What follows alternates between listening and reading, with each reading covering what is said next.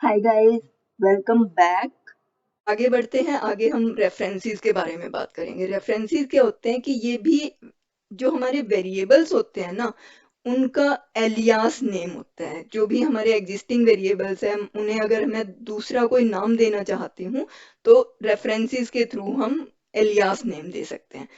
मैं इसे क्लीन कर देती हूँ और आपको एग्जांपल के थ्रू बताती हूँ कि किस तरीके से हम रेफरेंसेस को यूज कर सकते हैं।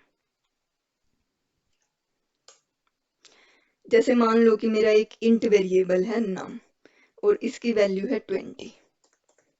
ठीक है, तो अगर मैं इस नम को रेफर करना चाहती हूँ कहीं पे भी, तो मैं सी आउट करूंगी, उसको प्रिंट करना है जैसे मुझे, नम को प्रिंट करूंगी और एंड एल कर दूंगी।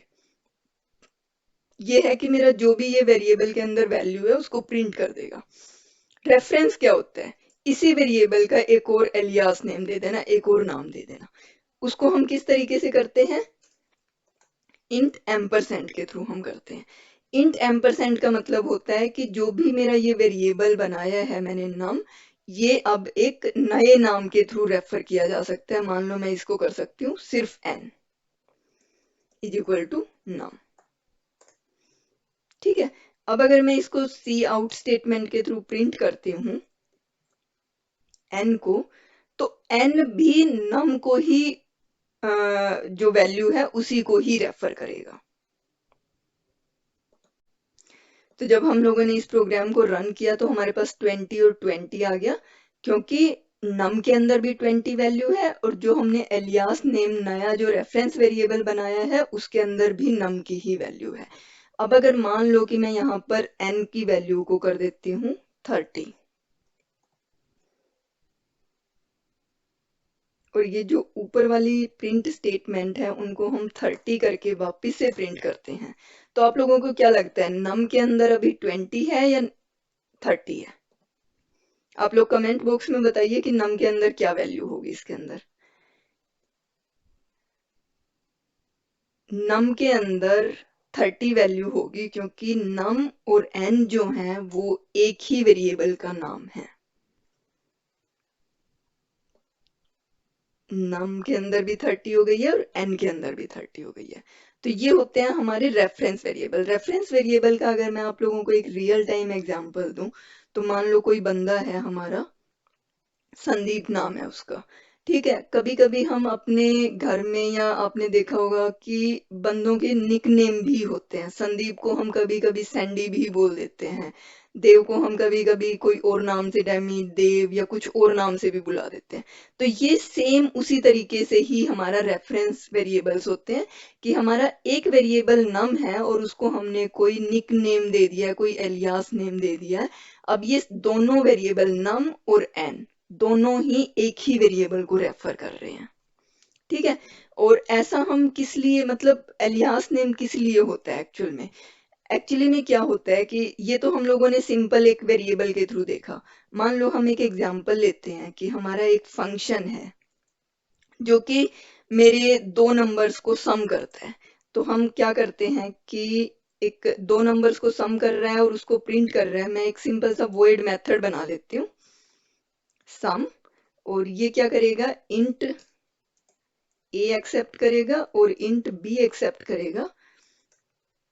और इसके अंदर मैं क्या करती हूँ कि ए को हम कर देते हैं 10 और बी को भी हम कर देते हैं 10 और सी आउट कर देते हैं ए प्लस बी एंड एल। ठीक है, ये हम लोगों ने किया है। ये एक सिंपल सा फंक्शन है, कुछ भी रिटर्न नहीं कर रहा है। अब यहाँ पर मैं क्या करती हूँ, दो वेरिएबल लेती हूँ मैं, int i is equal to 20 and j is equal to 30।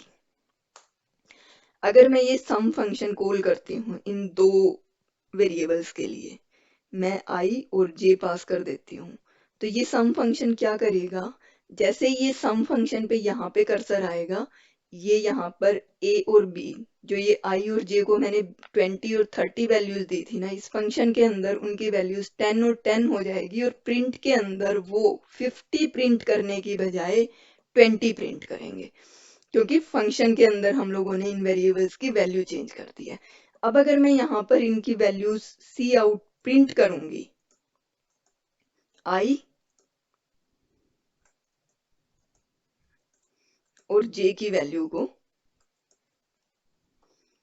तो ये क्या प्रिंट करेगा, ये 20 और 30 प्रिंट करेगा।